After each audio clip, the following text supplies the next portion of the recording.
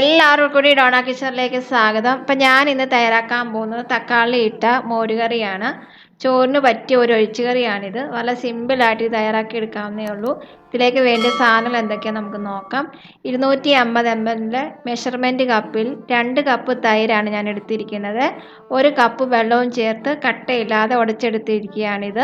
അധികം പഴുക്കാത്ത തക്കാളിയാണ് ഞാൻ എടുത്തിരിക്കുന്നത്. ഒരു മീഡിയം സൈസ് തക്കാളിയും ഒരു ചെറിയ തക്കാളിയുമാണ് ഞാൻ എടുത്തിരിക്കുന്നത്. പിന്നെ ഇതിലേക്ക് വേണ്ടിയത് ഒരു സവോള, ഒരു പച്ചമുളക്, 4 ചുവന്നുള്ളി ചെറുതായിട്ട് കട്ടിയിട്ടുണ്ട്, ആവശ്യത്തിന് വേണ്ടിയ കറിവേപ്പില. ബാക്കി സാധനങ്ങളൊക്കെ ഇതിൽ ചേർക്കുന്ന സമയത്ത് പറയുന്നതായിരിക്കും. അപ്പോൾ ആദ്യമായിട്ട് കാണുന്ന എൻ്റെ കൂട്ടുകാരാണെങ്കിൽ നിങ്ങൾ സബ്സ്ക്രൈബ് ബട്ടൺ പ്രസ് ചെയ്യാൻ മറക്കരുത്. തൊട്ടപ്പുറത്ത് ബെൽ ബട്ടൺ ഉണ്ട്, അത് ക്ലിക്ക് ചെയ്യുമ്പോൾ ഓൾ കിട്ടും. അപ്പോൾ ഞാൻ ഇടുന്ന വീഡിയോസൊക്കെ നിങ്ങൾക്ക് നോട്ടിഫിക്കേഷനായിട്ട് മൊബൈലിൽ കിട്ടും. അപ്പോൾ ഇതെങ്ങനെ സിമ്പിളായിട്ട് തയ്യാറാക്കുന്നത് എങ്ങനെ നമുക്ക് നോക്കാം. ഇനി നമുക്ക് മോരുകറി തയ്യാറാക്കി എടുക്കാം. അതിനായിട്ട് ഞാനൊരു നോൺ സ്റ്റിക്ക് പാത്രം അടുപ്പത്ത് വെച്ചിട്ടുണ്ട്. ഒരു 2 ടീസ്പൂണോളം വെളിച്ചെണ്ണ ഒഴിച്ചു കൊടുക്കുക. നിങ്ങൾക്ക് ചട്ടിയിൽ ഉണ്ടാക്കുവാണേലും വളരെ നല്ല ടേസ്റ്റാണ്. 1 ടീസ്പൂണോളം കടുക് ചേർത്ത് കൊടുത്തിട്ടുണ്ട്. കടുക് നന്നായി പൊട്ടിയതിന് ശേഷം ഒരു 1/2 ടീസ്പൂണോളം ഉലുവ ചേർക്കുക. ഉലുവ നന്നായിട്ട് ഒരു ബ്രൗൺ കളർ ആകണം, എന്നാൽ ഒത്തിരി മൂത്ത് പോവുകയും ചെയ്യരുത്. അപ്പം നമ്മുടെ മോരുകറിയുടെ ടേസ്റ്റ് ആകെ മാറിപ്പോവും. 5 വറ്റൽമുളക് ചേർത്തിട്ടുണ്ട്, ആവശ്യത്തിനുള്ള കറിവേപ്പിലയും ചേർത്തിട്ടുണ്ട്. അത് നന്നായിട്ടൊന്ന് വറ്റൽമുളക് ഒന്ന് മൂക്കട്ടെ. അതിന് ശേഷം നമ്മൾ അരിഞ്ഞു വെച്ചിരിക്കുന്ന സവോള, പച്ചമുളക്, ചുവന്നുള്ളി ചേർക്കുക. നന്നായിട്ട് മിക്സ് ചെയ്യുക.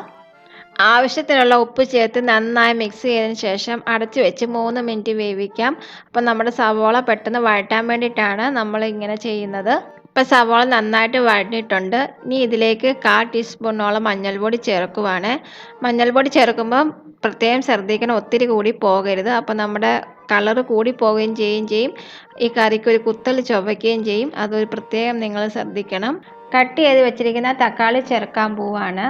പിന്നെ ബാക്കി ഇരിക്കുന്ന കുറച്ച് കറിവേപ്പിലയും കൂടെ ചേർത്ത് നന്നായിട്ട് മിക്സ് ചെയ്തതിന് ശേഷം ഒരു 2-3 മിനിറ്റ് ഒന്ന് അടച്ചു വെക്കണം.